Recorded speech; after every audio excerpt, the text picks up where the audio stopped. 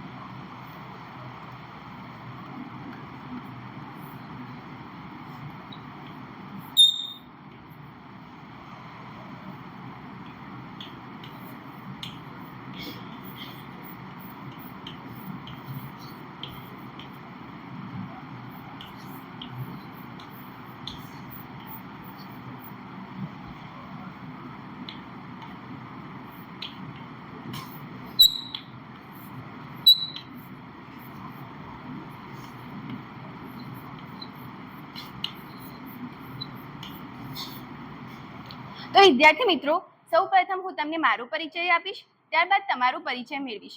મારું નામ પ્રજાપતિ ઉર્વી છે. હું સુરજનગરથી આવું છું અને હું સ્વામી વિવેકાનંદ કોલેજમાં બીએડની વિદ્યાર્થીની છું. હવે હું તમારો પરિચય મેળવીશ. તમે ઊભા થાઓ. તમારું નામ શું છે? મારું નામ શેખ વરુણ છે. ઓકે, બેસી જાઓ. તમે ઊભા થાઓ. તમને કયો વિષય વધારે ગમે છે? મને સામાજિક વિષય વધારે ગમે છે. ખૂબ સરસ, બેસી જાઓ. તમે ઊભા થાઓ. તમે કયા ગામથી આવો છો? ઓકે, તમે બેસી જાઓ. તો વિદ્યાર્થી મિત્રો, આપણે સૌ જાણીએ છીએ કે આપણને સૂર્ય તરફથી પ્રકાશ મળે છે, પણ ક્યારેક અમુક વખતે ગ્રહણ જેવી ઘટનાઓ બનતી હોય છે. આજે આપણે તેના વિશે વિગતવાર અભ્યાસ કરીશું.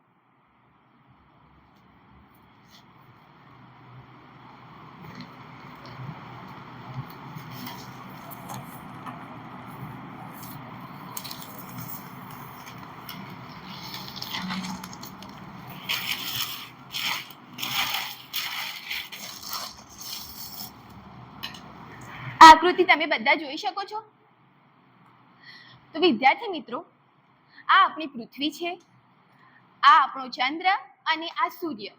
આપણે બધા જાણીએ છીએ કે ચંદ્ર એ પૃથ્વીનો ઉપગ્રહ છે અને તે પૃથ્વીની આસપાસ પ્રદક્ષિણા કરે છે. પરંતુ આ ચંદ્ર ક્યારેક ફરતી વખતે સૂર્ય અને પૃથ્વીની બરાબર વચ્ચોવચ આવી જાય છે, ત્યારે ચંદ્રના અંતરાયથી સૂર્ય દેખાતો બંધ થઈ જાય છે. આ ઘટનાને આપણે સૂર્યગ્રહણની ઘટના તરીકે ઓળખીએ છીએ. આપણો ચંદ્ર એ સૂર્ય કરતા કદમાં ખૂબ જ નાનો છે, તેથી એ સંપૂર્ણ સૂર્યને સરખી રીતે ઢાંકી શકતો નથી. તેથી આપણે સમગ્ર પૃથ્વી ઉપર સૂર્યગ્રહણની ઘટના જોઈ શકતા નથી. તમે અહીંયા જોઈ શકતા હશો કે માત્ર આટલા જ ભાગ ઉપર આપણે સૂર્યગ્રહણની ઘટના જોઈ શકીએ છીએ. તો વિદ્યાર્થી મિત્રો, આપણે આજે સૂર્યગ્રહણ વિશે જાણ્યું. સૂર્યગ્રહણની ઘટના એક ખગોળીય ઘટના છે. આપણે સૂર્યગ્રહણની ઘટના અમાસના દિવસે જોઈ શકીએ છીએ, પરંતુ આપણે દર અમાસના દિવસે આ ઘટના જોઈ શકતા નથી. વિદ્યાર્થી મિત્રો, હવે હું તમને કેટલાક પ્રશ્નો પૂછીશ, એનો તમારે જવાબ આપવાનો રહેશે. આપણો ઉપગ્રહ કયો છે? પૃથ્વીનો ઉપગ્રહ કયો છે? હા બોલો કક્ષા. બરાબર, બેસી જાઓ. ચંદ્ર એ સૂર્ય કરતા કદમાં કેવો છે? હા બોલો તમે. બરાબર, બેસી જાઓ. જ્યારે સૂર્ય અને પૃથ્વીની વચ્ચે ચંદ્ર આવે ત્યારે કઈ ઘટના બને છે?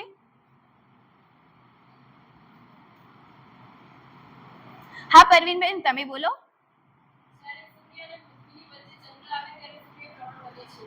ખૂબ જ સરસ. સૂર્યગ્રહણ એ કઈ ઘટના છે? હા તમે બોલો.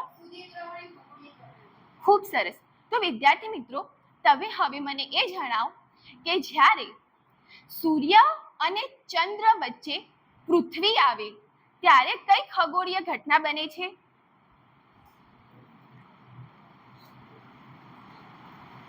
હા બોલો પરવીનબેન, તમે. જ્યારે સૂર્ય અને ચંદ્ર વચ્ચે પૃથ્વી આવે ત્યારે ચંદ્રગ્રહણની ઘટના બને છે. એકદમ સાચો જવાબ. તમારો જવાબ બિલકુલ સાચો છે. તો વિદ્યાર્થી મિત્રો, આજે આપણે સામાજિક વિજ્ઞાન વિષયમાં ચંદ્રગ્રહણ વિશે વિગતવાર અભ્યાસ કરીશું.